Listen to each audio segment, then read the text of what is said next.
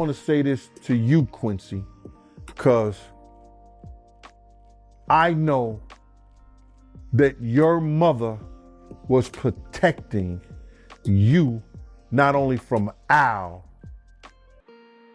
which is your father and he loved you, it was for what he would have done or Puff would have done to him. Being the son of a music mogul like Diddy might sound like an all-access pass to a life of glamour, but for Quincy and Christian Combs it also comes with its own set of challenges, and one of the biggest, Diddy's bodyguard, a walking wall of muscle, who looks more like a superhero henchman than your average security detail. One of his sons might take it. Oh, that was me. Oh, Christian might take it. Christian want to be a gangster, he a gangster, right? He might take it. Yeah, I mean, if they some real ones, they'll take it. I mean, you see everything your dad is going through right now. Why not, take that charge? Those wasn't my dad's, those was mine. All they gonna get is a 3 to 5. 85%. But you being somebody, right, that was cool with Diddy at one point, you don't feel a little bit bad for him? My man, how do you feel sorry for a man that had everything material that any man could ever want? How do you feel sorry for a man could go any place any man would want to travel in the world? How do you feel sorry? What up? How you living? Do not entertain none of this nonsense and nothing over the phone. I'm gonna need you to get rid of all the leftover pizza boxes. The what? All the boxes left over from the pizza. All the boxes. Make sure you recycle the plastic like we talked about. Yeah. Can you reach out yet? Nah, Pop. He ghosting. And this motherfucker doing. These things sweet now because I'm in here. It's all good. You about to get out on bail. Everybody out there quiet as a motherfucker. Yeah. Yeah, exactly. We gonna let them have their little fun, but I'm still gonna have the last laugh. About all these lawsuits though, Pop. Ain't none of them getting shit. I ain't worth nothing. Ain't got shit in my name anyway. Don't even worry about it. But you're money hungry. While Diddy's over-the-top lifestyle necessitates high-level protection, it seems Diddy's son has found himself caught in the crosshairs of this man's unflinching duty. But why exactly does Diddy's bodyguard make him look like he's perpetually walking on eggshells? Is it just the sheer intimidation factor, or is there more to the story? Let's dig into what's really going on, because believe it or not, there's more than just a father-son dynamic at play here. You don't invite a man to your private unless you doing the Diddy. If two men lay down, how many homos get up? Let me tell you, young man, 2 of them. You understand? So don't invite a man to your private, because that man will see you and take your head off. Especially somebody like 50. You don't send or let a boy do a man's job. I don't know if he need that type of attention or he want that type of attention. Evidently he do. You've been to some crazy parties, I'm sure. What's the strangest interaction you've had at a party that was like, what's happening right now? I remember I was lit and I just started dancing with Paris Hilton. I was like, this is kind of crazy. That is kind of nuts. What song was playing? I don't even know. It was one of those nights. Yeah, okay. If we're talking about Christian Combs, we can't ignore the elephant in the room, the fact that he's inherited a good chunk of his father's swagger. And penchant for controversy, sure, Christian has the privilege of living in his dad's world of luxury. But he's also picked up on some of Diddy's less than polished traits, including a talent for making headlines, sometimes for all the wrong reasons. Was you just fighting people in the club? No. I was being the better person in the club, and I want to always be the better person, and I want to start practicing being an advocate for mentorship programs for entrepreneurs that's making money. You just fighting in the club, yes or no? I don't want. No, we didn't have a fight. We had a big argument right outside the club. And who started it? This time, I think I got loud and got aggressive, but it was the third time it's happened. And so I felt like I needed to like stand up for myself. Even though I was talking shit and we was having a lot of crazy words, I was walking that way to avoid the issue. You know what I'm saying? And so and that's what happened. And it's unfortunate, but what's dope is that we all got on the phone. We talked for about 35 minutes. You that. And I'm letting you know this, brother. That's your pops. Make it good with your pops, bro. Make it good with your pops. Because you are a part of him. How you feel about it personally? I feel that Kim knew that he wanted to love on his son. And she kept Al away from Quincy because of Puff, and I don't know why. I couldn't tell you why. Other than that, for some strange reason, Puff always want to claim something that ain't his. I just think that it's a lot of brainwashing that went on. Take the time Justin Combs, the other son of Diddy, was involved in that infamous UCLA altercation back in 2015.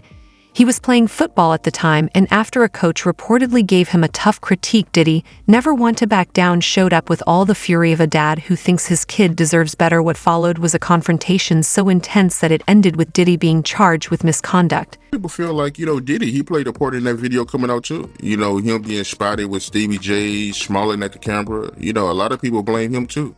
But bro, what did I tell you? He's such a narcissist that he has to be in the public. Listen to me. They just caught him on TMZ today or yesterday or something like that, walking out and about.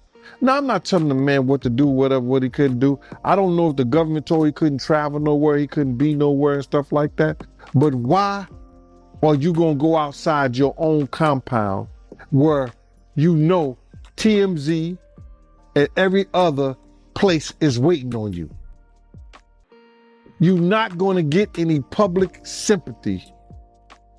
That's why he had that picture of him and his father around his neck. You're not going to get no sympathy. You're done. Stick a in it. Call it a quit. Apologize to Big's mother for putting her son in that position that he loses his life. Is Diddy going to jail?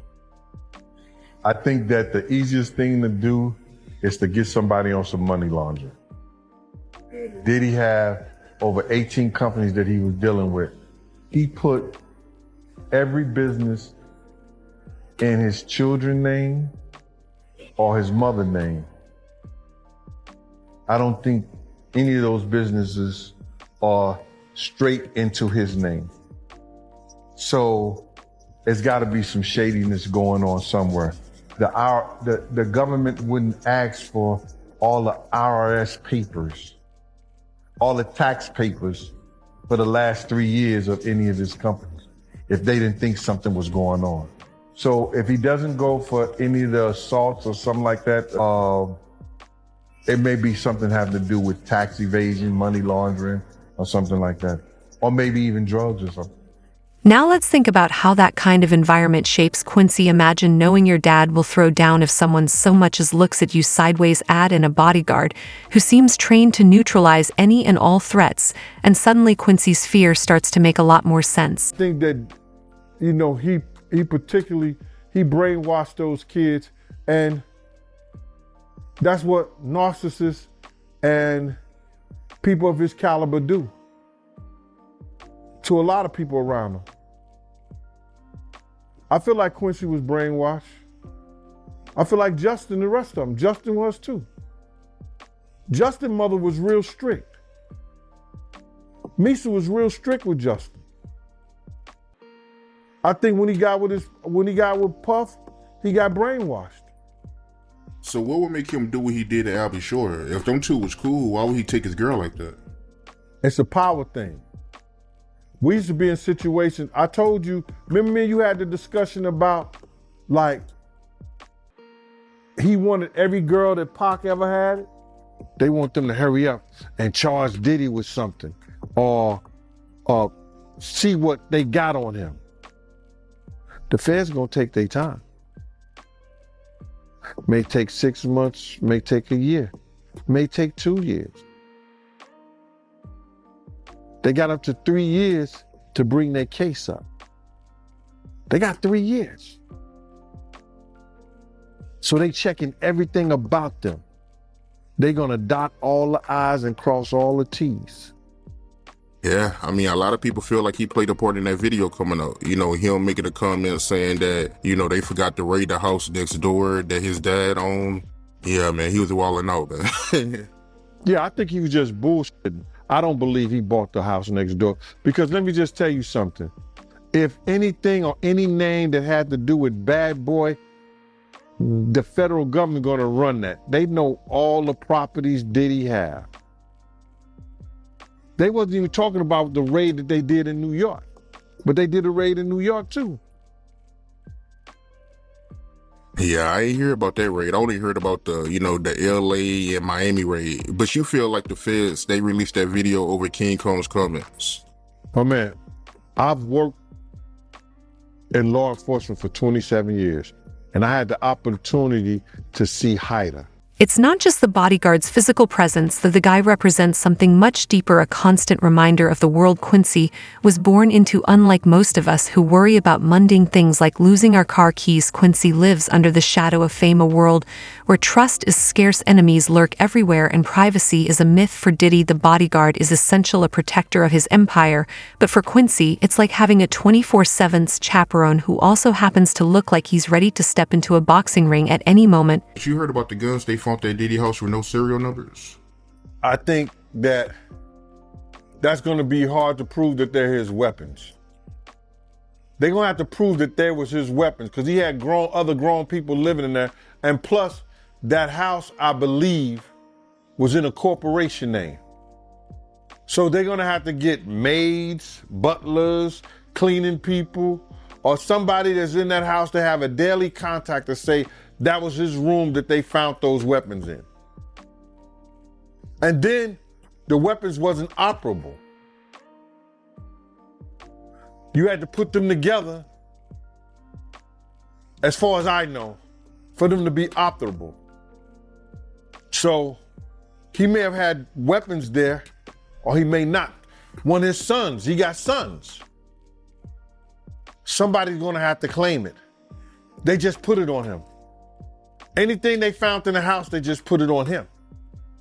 But they had to prove that there was him. If other people were living in the house, other people had access to that room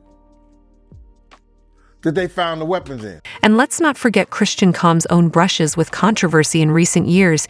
He's been called out for his extravagant lifestyle, think flashy cars, lavish vacations, and designer everything. While Diddy's wealth obviously makes this possible, it's also made Christian a target for criticism. People love to accuse him of riding his dad's coattails, and some might even argue that the bodyguard's intimidating presence isn't just for Diddy, it's for Christian too. After all, a high-profile son with a tendency to flaunt his privilege doesn't exactly fly under the radar. His son now is being sued for assault, and the alleged victim claims she has audio recordings of him forcing himself on her during a yacht party. Actually, did you check that out? Yeah, I was listening to, if you don't mind me saying, Tis Tales, and she said that she was going through the whole lawsuit, and in the lawsuit it stated that he was recording a song, and the guy Little Rob had it in the recording that the girl was actually fighting him off her, and she was trying to make her drink some tequila, and she said, "What's in it? Is anything in it?" And he was trying to fondle on her or whatever like that during the time. And Lil Rob picked that up at the recording. So she's a part of the lawsuit. But Christian's similarities to Diddy go beyond the bling. Like his father, he has a knack for stirring the pot, whether it's showing off on social media or getting caught up in public spats. Christian seems to have inherited that calm's family flair for drama. And here's where it gets interesting. Diddy's bodyguard isn't just there to protect the family from external threats. He's also there to keep everyone in line. For someone like Christian, who thrives on living large and making a statement, having a bodyguard who's essentially a walking non-nonsense policy probably feels more suffocating than reassuring. Like father, like son.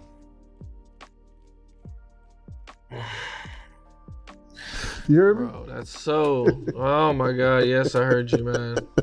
That's wrong, huh? Man, bro. That's... Sheesh, man. I mean, gosh. The apple don't fall far from the tree. Man, that's crazy, man. That's crazy, man. I mean, you know, she's alleging that she had to fight him off several times. You know, and she suspected that the tequila was spiked. Right. A lot of lawsuits. Do you suspect more lawsuits are coming? Well, see, the thing about it is, what people don't understand is that there's people that have stuff on Diddy from way back that lawyers would not fight it or take it. But now Cassie opened up those doors. I heard that there's a guy that's going way back and say that he put on a Sean John shirt and it tried to molest him. So he's taking his shit to court. Now about that intimidation factor. Diddy's bodyguard isn't just physically imposing, he's a presence. He doesn't do it casually. Whether he's standing in the corner of a party or walking through a crowd, he exudes an energy that says don't even think about it. For Christian, who's trying to carve out his own identity while still existing under his dad's colossal shadow, this kind of vibe can feel less like protection and more like a constant reminder that every move he makes is being watched, and not just by the paparazzi. When Puffy was taking phones, that showed me right there he didn't trust Q. Because he said, nigga, I know you got 2 phones. Give me your second phone as well. That's somebody you don't trust when you call them out like that. You call your own son out to be like, where's your second phone? You got 2 phones. Give me that. You ain't taking that second phone to this party either. Even in seemingly normal moments, the bodyguard's presence creates tension. Imagine Christian bringing friends over only for them to be greeted by a man who looks like he trains for the apocalypse, or picture him trying to enjoy a night out only to have the bodyguard silently scanning the room like he's expecting a coup. For someone who's already navigating the pressures of fame and family legacy, this level of scrutiny can feel downright oppressive. Diddy told her he was going to kill Biggie. She knew it was going to happen. She was purposefully knocked by her husband's side that night it happened. And she was told she had to lie about it, and guess what? That lie held up until that boy turned 18. And he started having ideas of what he wanted to do, what he inherited, because the paperwork was set up for Faith to not be able to receive $1 from Biggie estate unless it was for little Christopher. And she only had 1 child with Christopher, the other children who required taking care of and feeding, and all of them couldn't be fed off of Wace's money. They weren't his kids. See how that works? So is Quincy truly terrified of the bodyguard?